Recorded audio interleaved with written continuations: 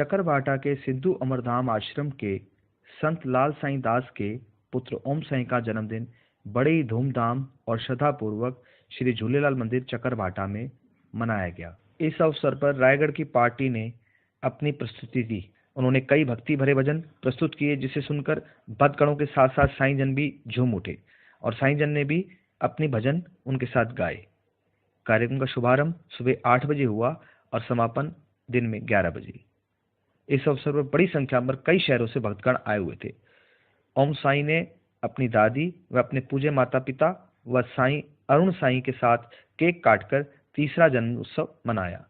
आखिर में कार्यक्रम का समापन भगवान झूलेलाल की आरती व पल्लव के साथ पाया गया। कार्यक्रम के समापन के बाद अल्पाहार की व्यवस्था भी की गई थी। कार्यक्रम की सफलता में बाबा गुरमुखदास सेवा मंडल व श्री झूलेलाल सेवा समिति का सुंदर योगदान रहा। कार्यक्रम को हमारे बिलासपुर के संवाददाता श्री विजय दुसेजा ने कवर किया।